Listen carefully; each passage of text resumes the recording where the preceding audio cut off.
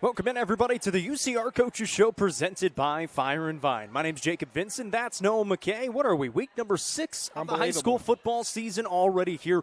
This is the midway point of the high school football season. Welcome in, everybody. A beautiful Tuesday night. Well, kind of beautiful, I guess. There were some storms going through earlier, and there's still some scattered ones.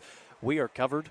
You're nice and dry, still on the rooftop, and it is still open up here at Fire and Vine, so you can come out, get some food, get some drinks, whatever you need to finish off your Tuesday night. We'll be here for about an hour or so, breaking down all of last week's action, getting you ready for next week's or this coming week's action. And guess what?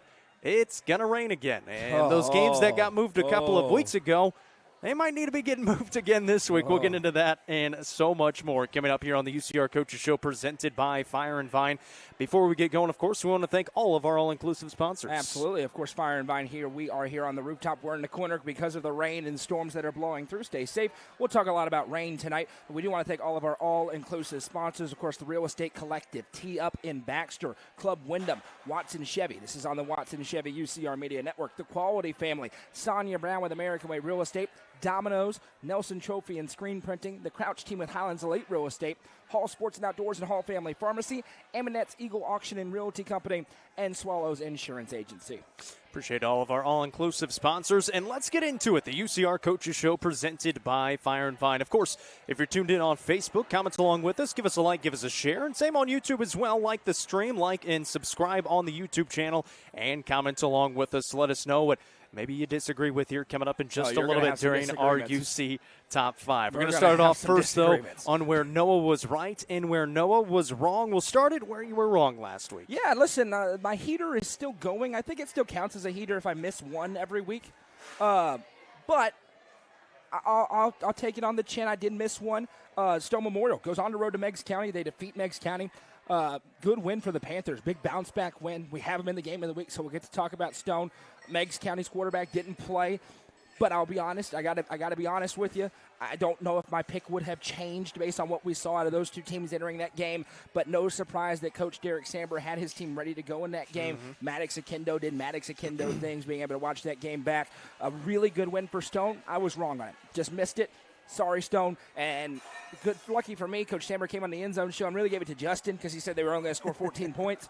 So I dodged that bullet a little bit. We'll see what happens this week with the pick. Stone may be able to go back-to-back on me, proving me wrong, but we'll have to wait and see. I think it's funny how all these coaches use us as bulletin board material. This is why we do this right here, to give you coaches. You're welcome for the bulletin board material, where you were right last week. 3 things, low-hanging fruit. Smith County bounced back. You know, they were 0 for 4, and I said they're the best 0 for 4 team in the state. They may be the best 1-6 team in the state after the next couple of weeks where they get East Robertson and Upperman back-to-back. We'll see what they can do with East Robertson on Friday night, but a big win for them. Was certainly right about that. Upperman's on a different planet. And we kind of talked about it in the End Zone show. People get Upperman fatigue, and I get it. You know, there's, you just talk about Upperman, which isn't true. But we talk a lot about them because they're the premier program in the Upper Cumberland, and they proved it with the most impressive win anybody's had this season in the way that they did it in Sparta on Friday night. And Cookeville really needed a counterpunch. We talked a lot about it last week on the show. Could Cookeville go to the counterpunch? They did, but it was 31-7. When Easton Davidson comes in and starts throwing it around the yard, too little, too late there. When they get against the big competition in this 6A region, Green Hill's the last one still looming there. But I'll tell you, Lincoln County's a good football team. They face Lincoln County, a much better team than they were a year ago. They're not going to have the problem this week. Cookeville's going to have to figure out where they can go when that run game isn't working, when a Thomas Johnson's a little bit banged up. If a Blake Owen gets a little bit banged up, God forbid, they have to find somewhere else they can go. We talked about that last week. They didn't have it on Friday night, and that's why Mount Juliet got a big win. That's where Noah was right and where he was wrong last week. Let's get into this week's UC Top 5. And, of course, comment along with us where you agree, where you disagree. We had some disagreements this week. We got to set the stage for this one. Okay, so we've been kind of bopping along through half the regular season with the top 5 of it was a great list. And it was. There is some noticeable changes. One newcomer, one team falls off. Really the first semi-contentious discussion we had, and it was the two. Goose kind of rode the middle of the pie. You're like, I don't have to either way, and I was very solidly on one side. You were very solidly on another. We can talk about it. We can get into it. That's why we're here on the show, so buckle up. I know people are going to disagree with this list. There has not been very much controversy or comments on the top 5 posts. There will be this week. I understand it, and you're not necessarily wrong. but I think I'm right. So we're going to get into it. Here we go. All right, let's start at number 5. The Gordonsville Tigers welcome into the UC Top 5. 4-1 on the year, 1-0 in region play. They did fall last week, but fell to a very good DeKalb County team, 35-21, which means DeKalb County is the number 4 team who beat Gordonsville last week, still undefeated at 5-0 and 1-0 in region play. Let's take this in groups of 2, because I think 2-2-1. Yeah, they kind of go with each other. I think it was on the game day morning last week, I said this was an opportunity for both teams to come out ahead. There's no moral victory. Stephen Jackson and Gordonsville really wanted to beat DeKalb County. But if Gordonsville was competitive with that DeKalb County team, a really good 4A team, that bodes well for them with anybody in that single A classification. And for DeKalb County, they had an ability to go on a road a game they probably should win because they are so much bigger of a classification, have more numbers. And Gordonsville has a lot of numbers for 1A, but has a little bit more depth and come out with a nice victory. I think both things happened there. 35-21 wasn't a blowout. Good show for Gordonsville. DeKalb County takes care of business. They both deserve to be on the list, in my opinion. And obviously that leaves off Sparta. And we can talk a little bit about Sparta when we get to the number 1 spot. It was 49-7, and it was really 49-0. The one scored against Upperman's 2s at the end. The way these other teams are playing, Gordonsville, despite the loss being 4-1, DeKalb County at 5-0 undefeated, I can't justify, and I don't think you could either, and Goose couldn't, leaving these 2 teams off the list. Sparta loses their second game. They don't have a bad loss in that the teams they lost to, but they had a pretty rough loss in the way that they lost on Friday night. Yeah, and I think that was the biggest thing. 3-2, 2 losses. Nobody else on this list has 2 losses on the season, and the way that they had their loss last week as well. It's popping on the rooftop, by the way. We got a Sweet 16 going on. Yeah, there's a big old party going on. Really cool on. of them to schedule their Sweet 16 to watch the Coaches Show. I mean, how about that? I mean, that is how you party. You come here and listen to us talk about high school football. Happy birthday, whoever it is. So let's get to this number 3 spot, because this is where we started to have some disagreements. We fist fought. We threw hands about something like that. It's always me and Noah. Well, it used to be Rusty. Last year it was Cookeville Upperman boys basketball. Yes. We were really trying to figure out 1 and 2. And they went down to the very end. Literally had, Cookeville went to the state runner-up. Upperman made it to the Final Four. So really couldn't go wrong on either side there. This week we're going to go Cookeville at number 3 and Macon County at number 2. And I think what essentially we got to at the end of it, Macon County is coming off of a win. Cookeville's coming off of a loss. Yeah, listen, a 17-point loss to Mount Juliet is not the worst thing in the world. Now, that game, and this you know this, one of my barometers for how close a game is, was a team ever in doubt? Was there ever a moment after, like, the first drive where you went, man, you could lose? And there was never a moment. There was a sliver, I think, if you were wearing red-colored glasses when it was a 10-point game. 5 minutes left when yeah. But even then, man, a lot of stuff has to go right. And so that's a fairly lopsided game. Whereas 1 loss for Macon County at the number 1 spot, spoiler alert, Upperman's at 1. Ooh, there was a lot of doubt for Upperman. Macon County was in that game throughout to the end. And it gets to, I think, if these 2 teams played, schedule it. It'd be an awesome game, right? It would be an awesome game if Macon County and Cookeville played. But just based on what we've seen recently, Macon County, and the loss to Mount Juliet is not a bad loss, but they were uber competitive on the road against a team that, quite frankly, is not going to lose a regular season game and is the odds-on favorite right now to win the state championship in Class 4A. So this is a razor-thin margin for me between Macon County and Cookeville. Yep. We disagree. That's how you know it's thin. Like, if it's clear, we don't disagree because we all watch the same stuff every week. So it is, and we disagree pretty strongly about it. It is a razor-thin. For me, we've seen Macon have that counterpunch. They kind of had 2, right? They can go spread, they can go wing tee, and they can put Gabe Borders in the backfield at quarterback. We haven't seen that ability for Cookeville if a team can slow down that running attack, which Mount Juliet did, to get out of it quick enough to battle in against some of these elite teams. That's the only difference for me right now. You can have your top 5. This is ours. So. And we'll get into both of those teams coming up in a little bit as well. So Cookeville at number 3, Macon County at number 2, and, of course, the Upperman Bees holding that top spot at number 1, and they will not be moving from that top spot for the rest of this year. It is over. Yeah. And when it comes to this list, because they're not going to lose anytime soon. You can put the bulletin board material up if you want. Of course, DeKalb County is at the end of the regular season. Right. And for me, that's the first one where you look at it and you go, okay. A little bit of juice. And we're going to know a lot more after this week at DeKalb County. This is the first week we're going to learn a ton in this classification about DeKalb County. So we'll know better after that. I'll tell you right now, and Justin said this on the End Zone show, which if you missed it, Justin was on the End Zone show this week. That's how you know last week was a good slate of games. None of us are picking against them until the first week of December in the state championship game. Now, that doesn't mean in the third round, in the fourth round, in the championship game, a team can't beat them. But as long as Upperman's playing football this year, I promise you it is chalk. Everybody's picking the Bees. Yeah. Yep. Pretty easy. I mean, they won 49-7 at Sparta. Yeah. And it was that lopsided. Yep. So if you want to argue about that one, I may just block you because I'm not going to have that conversation. I'm not.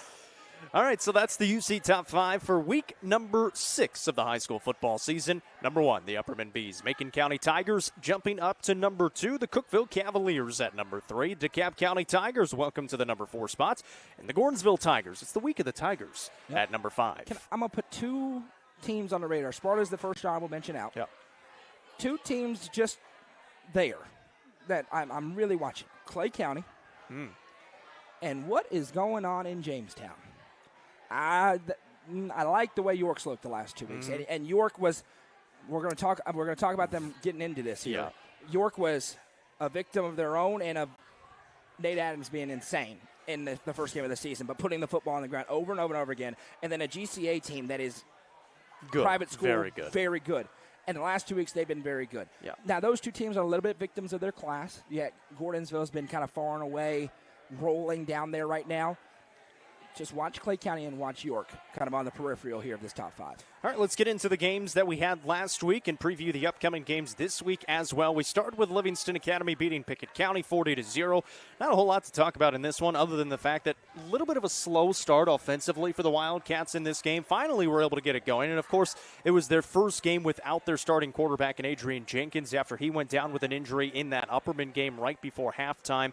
And it sets up for an interesting game, which we'll get into coming up here in a little bit against York Institute. But specifically for this Livingston team, struggled a bit in that first half, but still got the 40-0 victory. You know, that doesn't stun me, but considering the turnover they had, not having Adrian Jenkins at quarterback, they get the win. Prayers to the young man. Haven't heard an update on that, which I think is a good thing, quite frankly, for the young man that had the injury in that game for Pickett County. Again, credit to Pickett County. They're playing hard in these games. They're just outgunned. And that was the case for Livingston.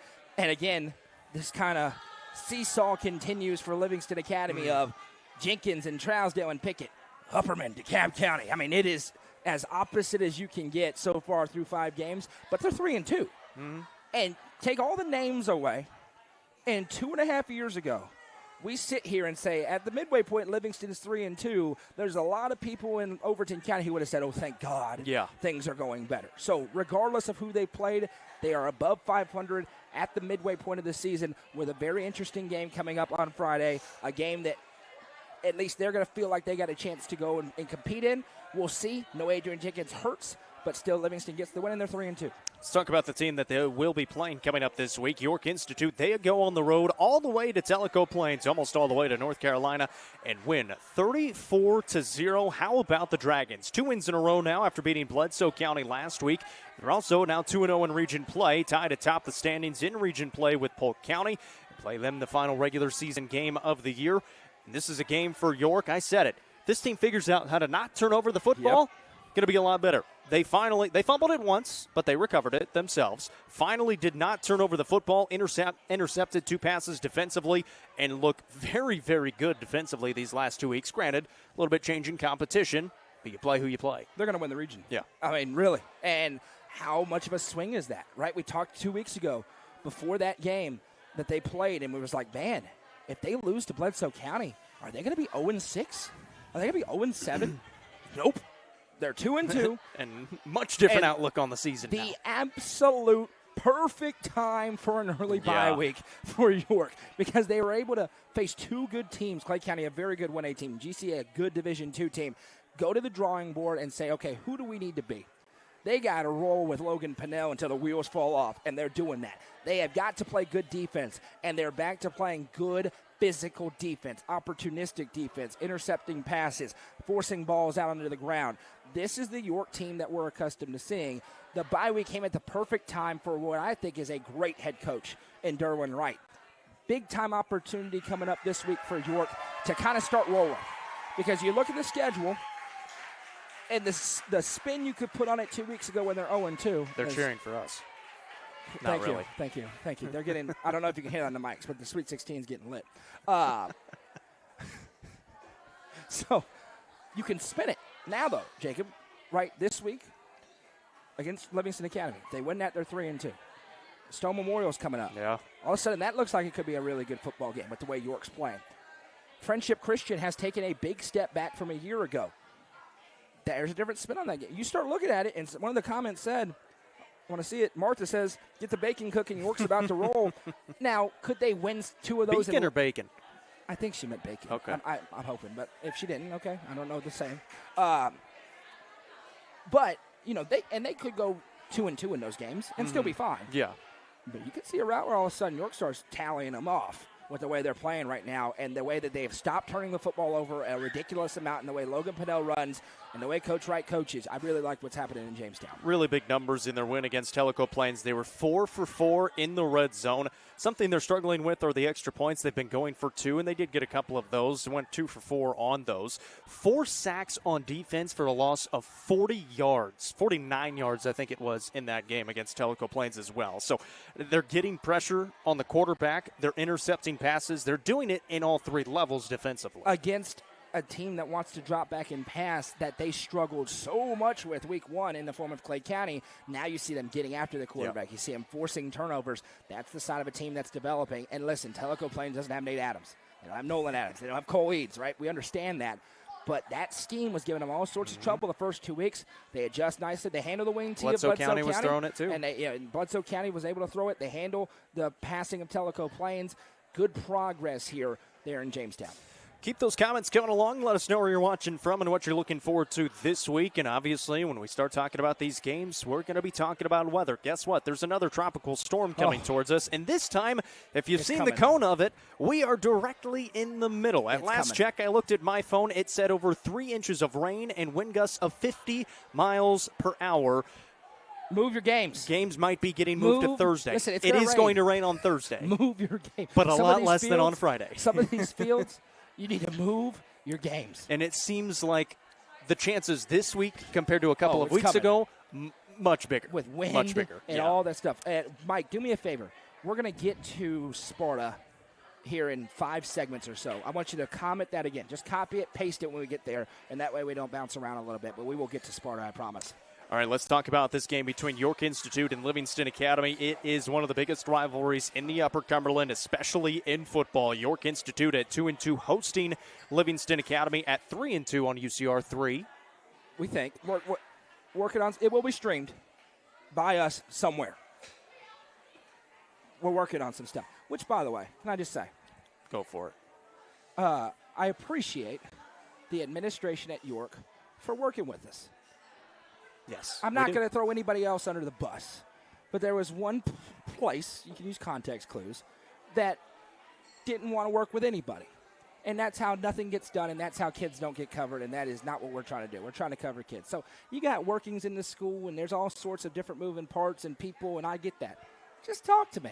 We'll make it work. So I appreciate Coach Pyle there in Jamestown, the coaches, for working with us. It will be streamed somewhere. We're working on it.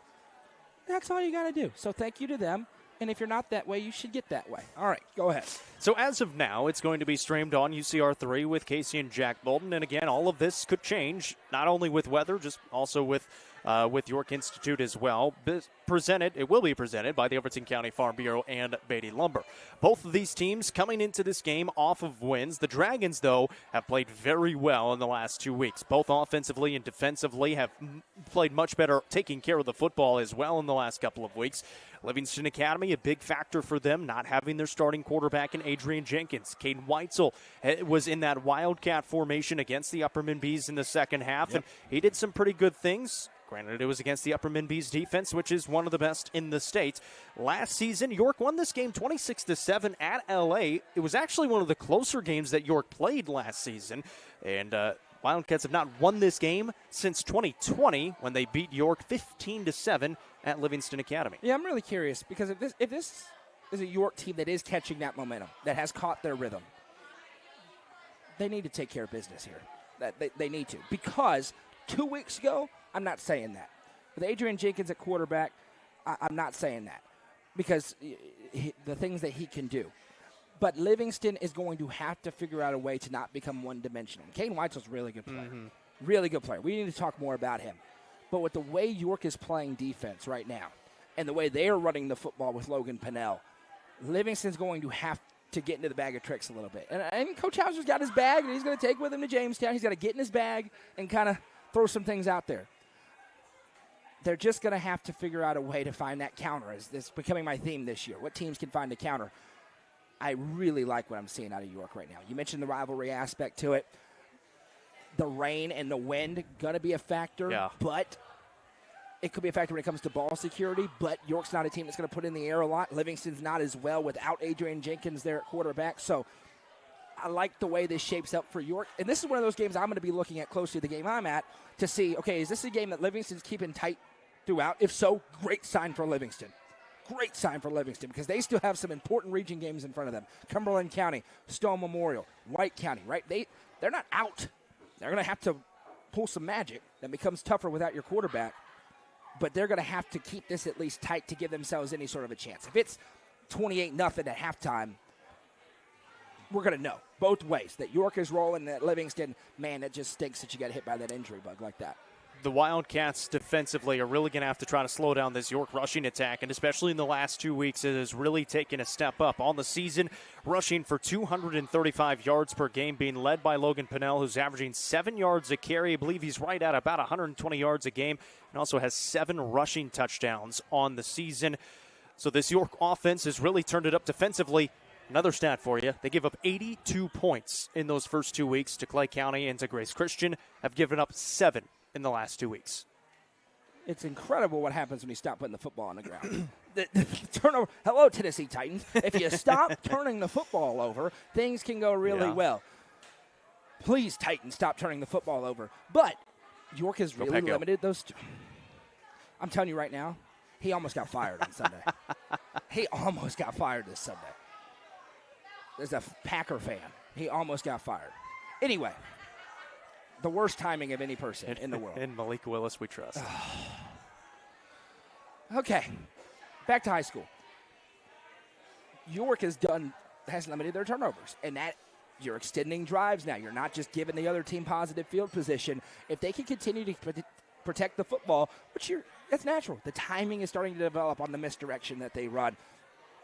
They're starting to roll. This is a problem for Livingston. They're going to have to figure out a way to limit these big plays.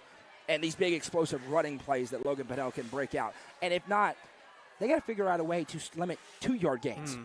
Because it didn't have to be the big play for York. They can go 5, 6, 7, 4, 5, and just march down the field that way. So you can get death by haymaker, and you can also get death by 1,000 paper cuts. Livingston's going to have to bow up on that front 7 on Friday night. Had a passing touchdown last week as well. Just completed 3 passes, but one of them went for a touchdown. So they'll try to pull that out at times deep in the red zone if they need to. All right, let's pick the score. I'm going to go York wins this one. A little bit lower scoring, and obviously this might change depending on if the game is moved and if it's being played Thursday or Friday. Score-wise, I'm going to go 21-7. If it's in an actual tropical storm, I'm going to go low score too, all over the place.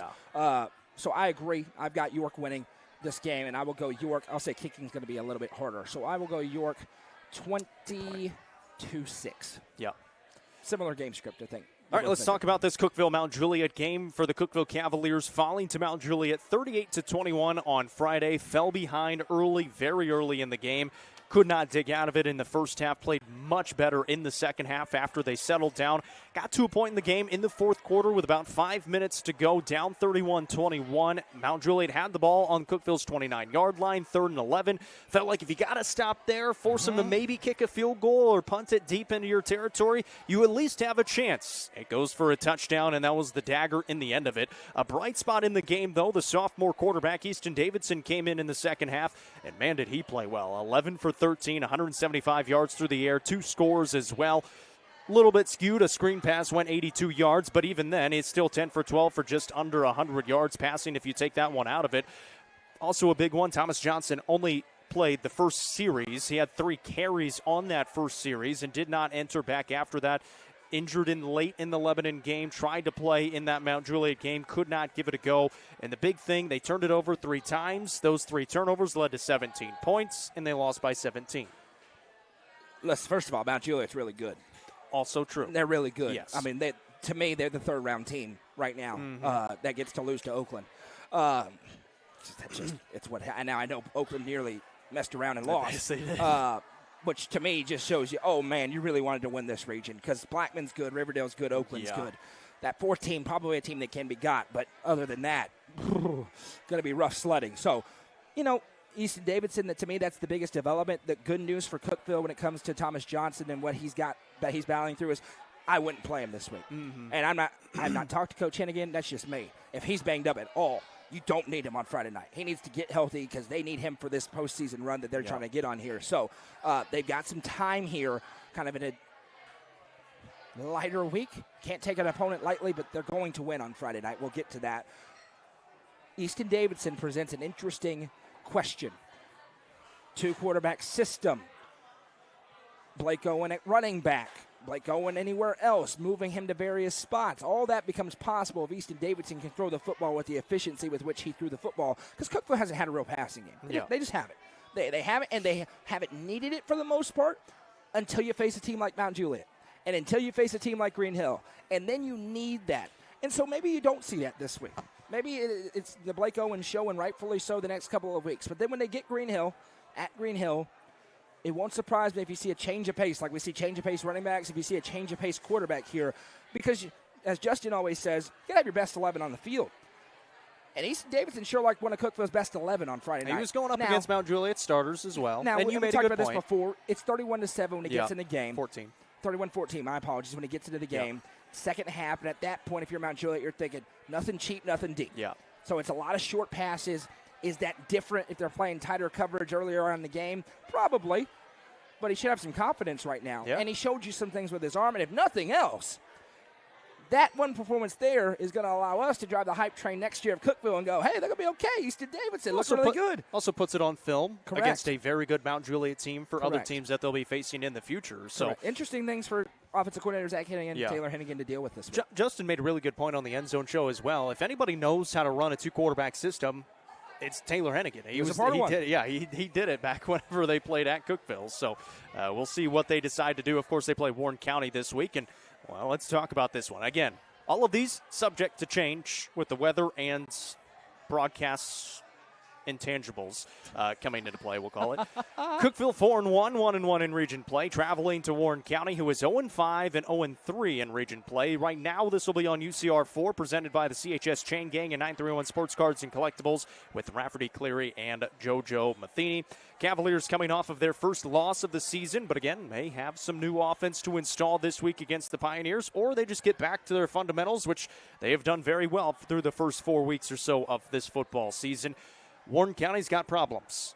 They are struggling to field a roster. I believe that you said they dressed out 33 players last week, 36 players last week. This is a 6A program, have not scored since week 1, and now they get to face the Cookeville Cavaliers. Listen, and I mean this sincerely, we're coming up on the new classification period.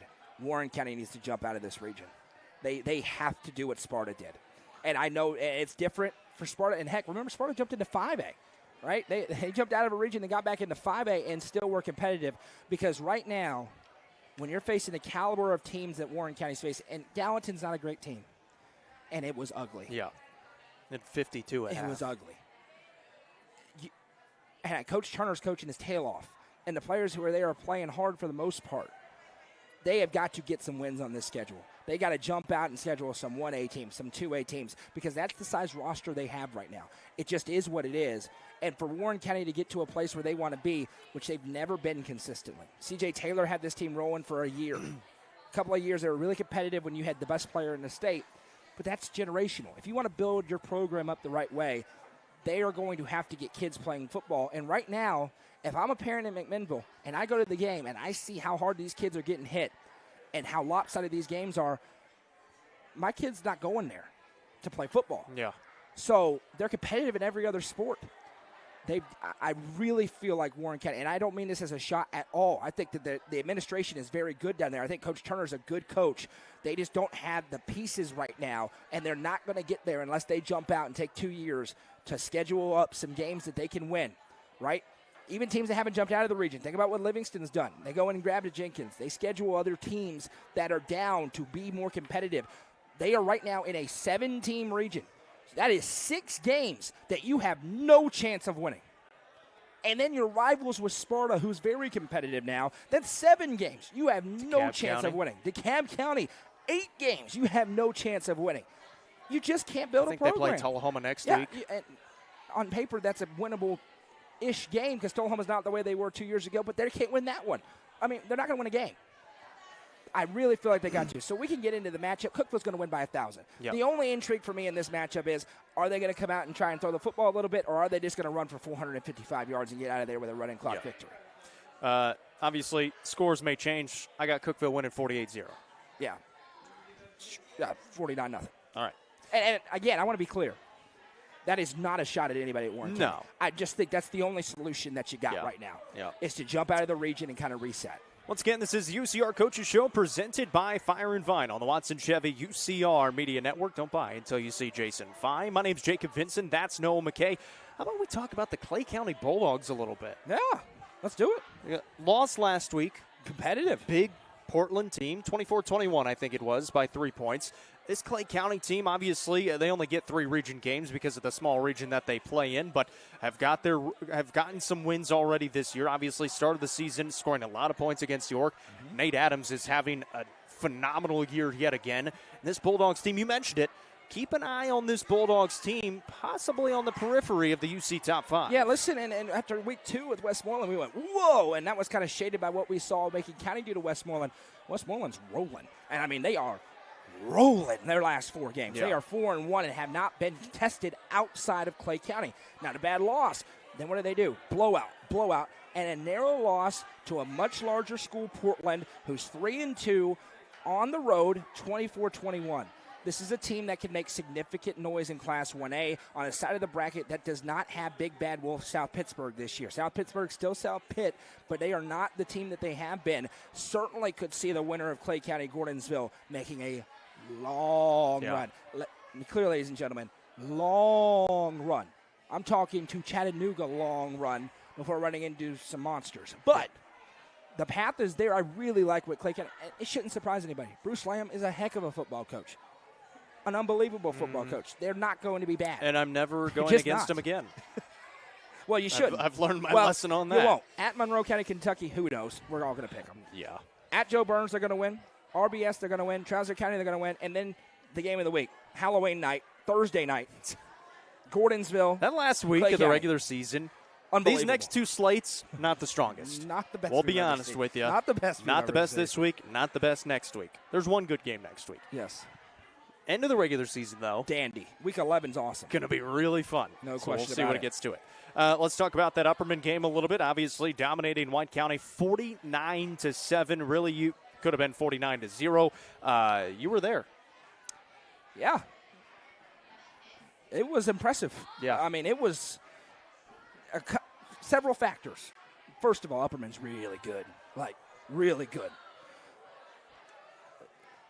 Sparta could not get a stop on defense. That's problem number 1. And then you turn the ball over 4 times, and it is over.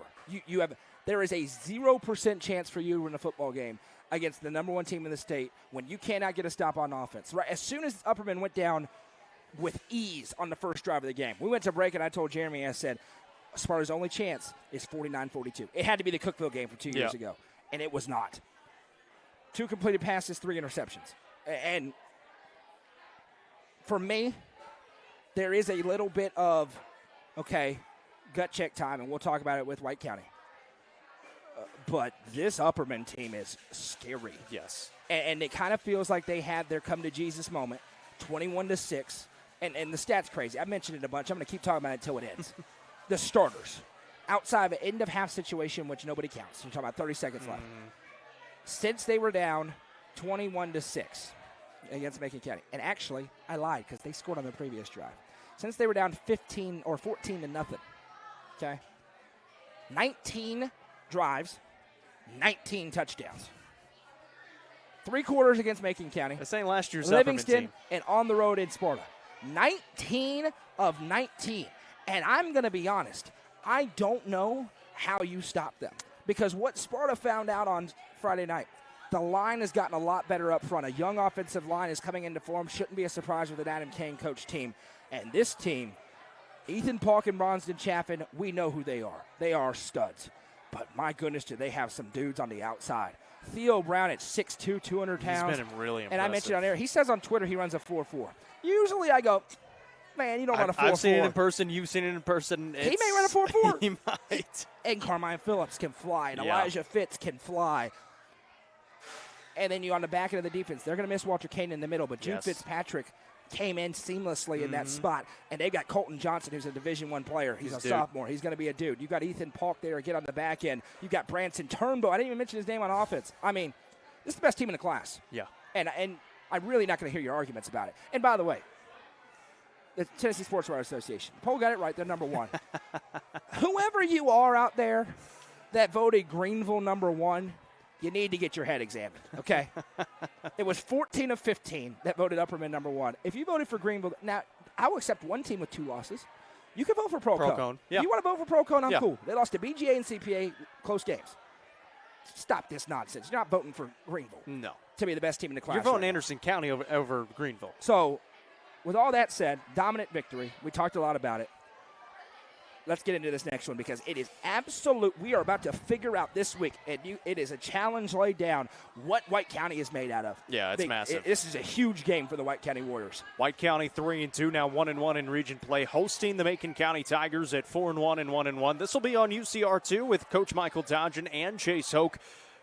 Macon County have won their last 2 games pretty comfortably, 49-6 and 35-7 against Smith County and Cumberland County. Of course, Sparta fell last week against a very, very good Upperman team. Macon County won this game last year, 41-28 in a shootout.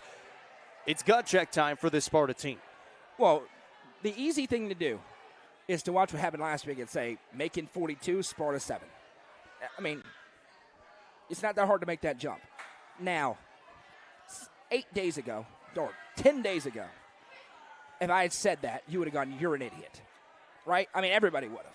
So Sparta has to flush it. I'm not even sure I'd watch the tape. I'm really not. If I'm Curtis Bader, I'm not even sure I'd turn it on. I think I'd just get ready for Macon County. You got to flush that because that was as bad as it can get. And you got to tip your cap to the opponent, but nothing went right for Sparta in that football game. That being said, it's a Macon County team that is not let up for a second this entire season. All right, they're number 2 on our list for a reason. And they're coming with bad intentions, and they're coming with a couple of dudes who can fly, and Gabe and Zach Borders. So, tough challenge this week, both ways. This is also, I think, a moment in time for Trip Pinion. Was not the best game for Trip Pinion. He is still Trip freaking Pinion. Let's be clear here. He is still that dude. And I suspect a very spirited effort out of Trip Pinion on Friday night to show where he is when it comes to the top players in this region and trying to be that number 1 player in this region.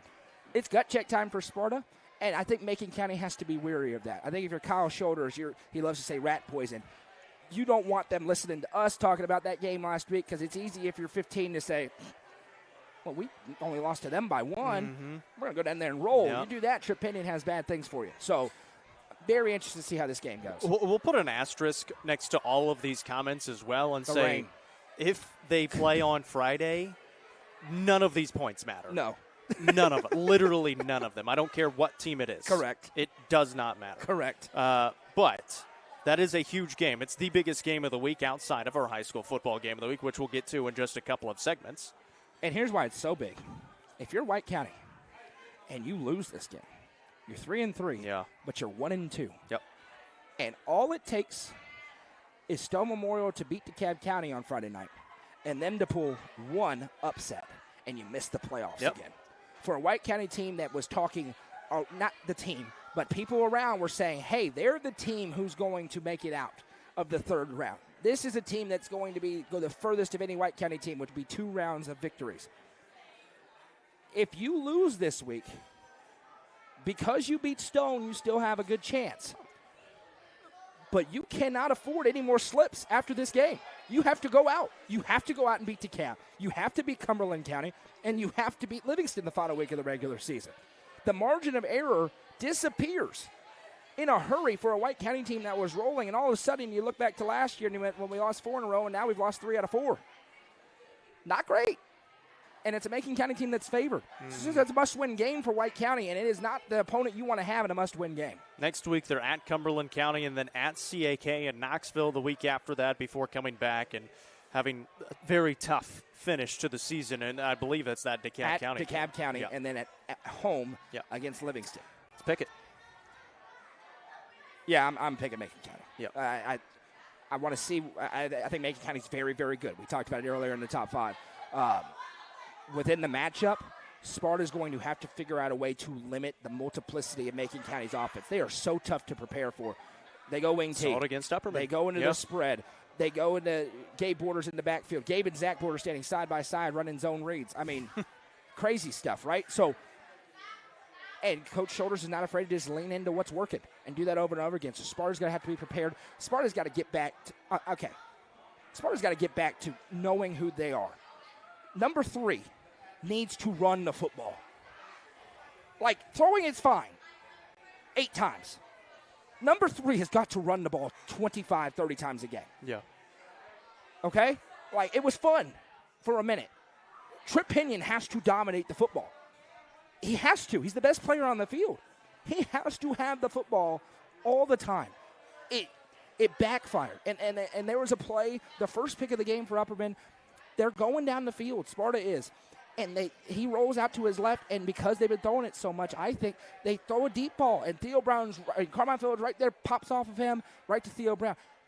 Last year, Trip Pinion scores a rushing touchdown on that play because he just runs around the left. He could have got a first down easily. He weaves, makes 2 people miss, and he's in the end zone.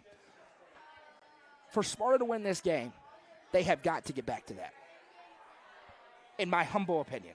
Maybe I'm wrong, and they're going to throw the ball 45 times and win the game by 20 points. I just don't see that path. Now, I can see the path for Sparta with Tripp running for 300 yards and 4 touchdowns, and they win this game 28-27. I can see that. Yeah.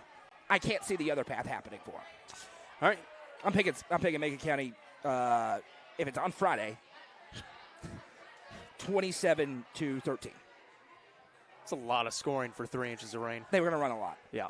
I'm going to go Macon County 35-20. It's tough to tackle a slippery Gabe Borders and Trip Pinion. This is true. All right, let's talk about Upperman. 5-0, 3-0. They get to host the Cumberland County Jets at 2-3 and 0-2 in region play. This will be on UCR 5, presented by Gentry's Power Equipment, with myself and Josh Bowles coming up on maybe Friday. We'll see. Upperman, obviously, coming off of another dominant victory. Cumberland County fell to a very good Macon County team last week, 35-7. Last year, it was 34-0. The Bees won this one on the road. Wouldn't expect this one to be a whole lot different. It will be as many points as Adam Kane wants it to be. Yeah. And we've said it for years. It's the same story this year. 2 teams in totally different spots. And by the way, Upperman has postponed homecoming festivities. Yeah. They were going to have them this week, obviously because of the weather. They're not having them on Friday night or whenever this game will be played. There's a real possibility these games are going to start getting moved tomorrow. And we'll see a lot of them because it's going to be tomorrow, raining on Thursday, but the wind is going to be a huge problem mixed with the rain. 50-mile-an-hour wind gusts, calling for about 3 inches of rain. This is just the best team in the state going up against a team that's not the best team in the state. Upperman wins. I got it. We'll say 49-0. I think it's similar. They're up 35-42-0 at halftime. Yep. Backups come in, and that's it. That's what I got, 42-0 as well. All right, let's talk. Shout out before we get to the Friday game of the week. As long as everything stays the same, we are going to be streaming the Upper Cumberland Middle School Football Conference Championship game. Really good one. DeKalb, Avery Trace. You see a lot of the players of the future. If you remember in years past, players who are playing now, Blake Owen, when he was playing at Avery Trace, all these players that we'll be talking about in the future. We don't do any middle school stuff. We've done this last year. We'll do it again this year. Presented by Swallows Insurance and 931 Sports Cards and Collectibles. 2 more presenting sponsorship spots available. You get a full quarter logo on the screen, just like you see Fire and Vine there.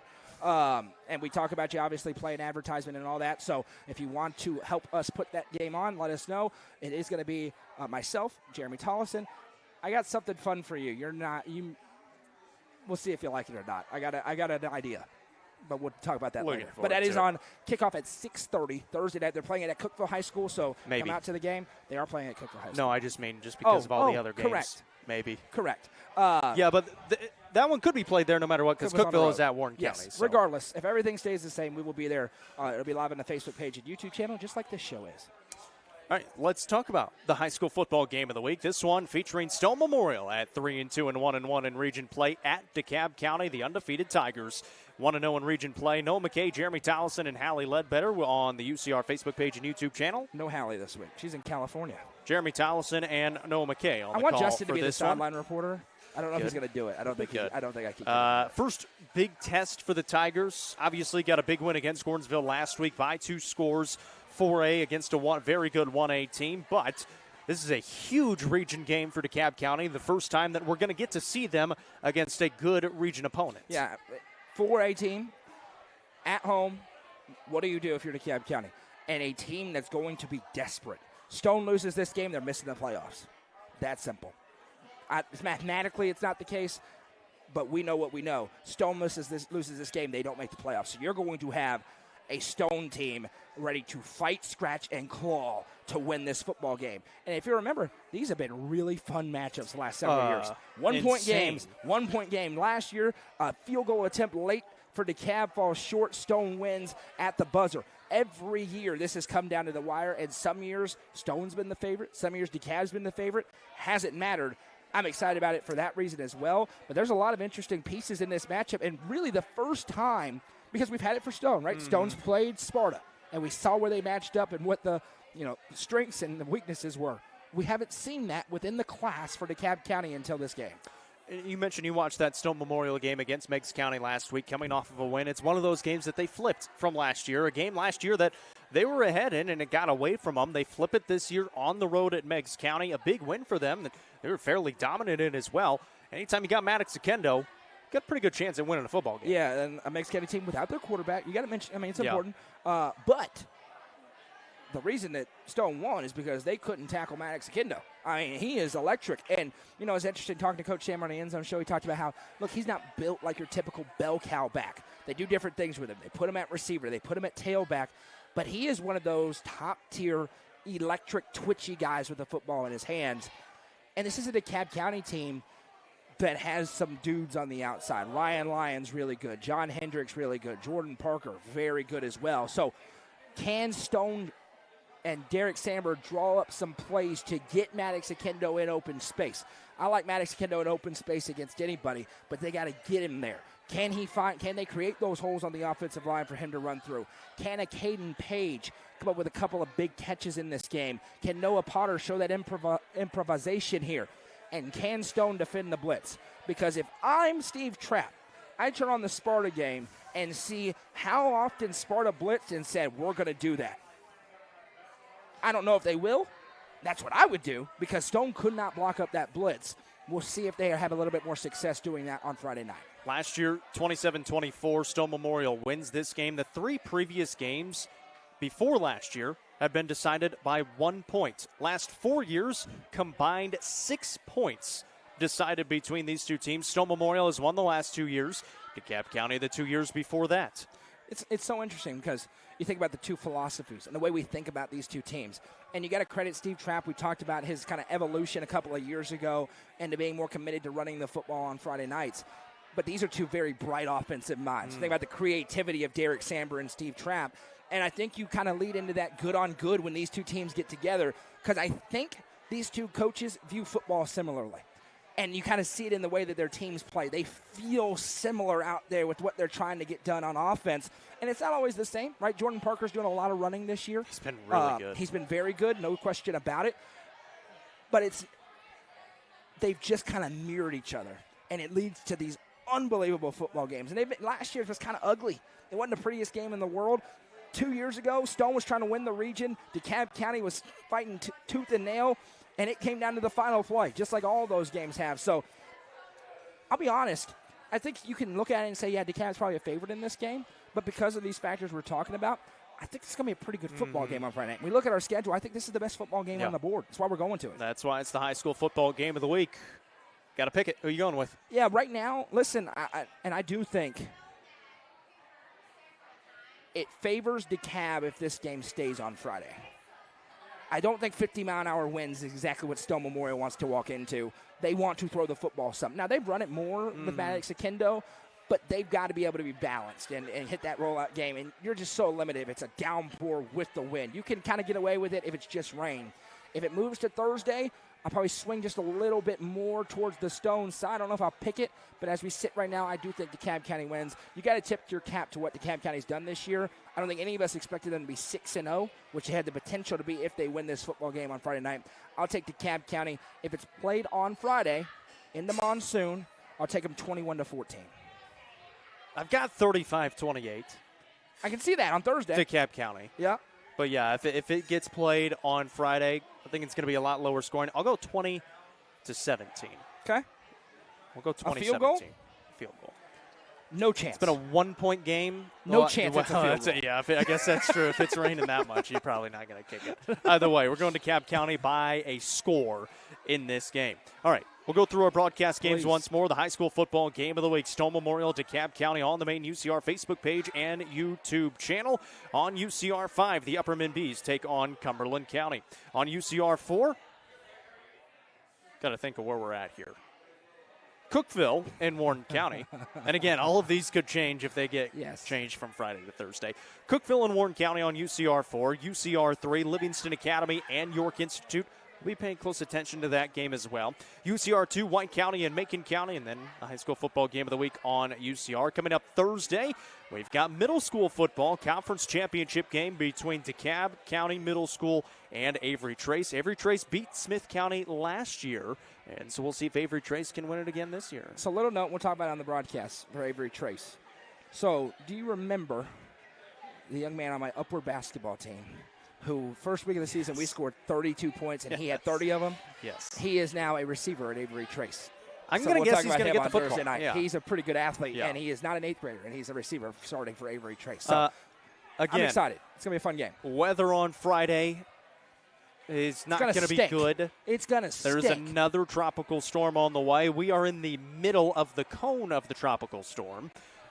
They're Board calling the windows, get the milk and bread, everybody. At last check, it's over for when us. I pulled it up on my phone, 50-mile-an-hour wind gusts, sandbag the 3 doors. inches of rain, at 90. Actually, it's moved up to 100% chance of rain. 3.21 inches of rain. It's going to rain. 48-mile-an-hour wind gusts with a sustained wind of 23 miles an hour. And it's going to be 70 degrees. Please move your games. Please, please, please, please move your games. Please move your games. It's going to rain. Please move your games. Little different than a couple of weeks ago when we thought it was going to rain, and it never did. That was like over there in Mississippi. Yeah. This one is coming straight for us. Get the milk, get the bread, get the sandbags, board up the windows. We're shutting it down. Okay? It's going to be terrible. Appreciate you tuning in for the UCR Coaches Show presented by Fire and Vine. Let's go through the all-inclusive sponsors once more before we go. Of course, Fire and Vine, an all-inclusive sponsor. We are here on the rooftop. Everybody's having a good time out here tonight. The Real Estate Collective, Tee Up in Baxter, Club Wyndham, Watson Chevy, the Quality Family, Sonia Brown with American Way Real Estate, Domino's, Nelson Trophy and Screen Printing, the Crouch Team with Highlands Elite Real Estate, Hall Sports and Outdoors and Hall Family Pharmacy, Eminet's Eagle Auction and Realty, and Swallows Insurance. Tune in to the football games, whether they're on Thursday or on Friday. We, as of right now, have middle school games scheduled on Thursday. 6:30 will get started at 6:20. High school football games on Friday, supposed to be being started at 7 o'clock. We'll wait and see if those get moved to Thursday. A lot of these could get moved. If they get moved, will be being moved tomorrow, so we will create a post and keep on updating it if they do get moved. That's what we have coming up this week. UC Game Day morning. Supposed to be Friday at 9. Changing it we'll once. See. End Zone Show. Supposed to be Friday evening. We'll have to wait and see, and we'll see if Justin's on it again this week. Maybe. Don't hold your breath for this late. But that's what we got for the UCR Coaches Show this week, presented by Fire and Vine. Appreciate everyone tuning in. Make sure you give us a share.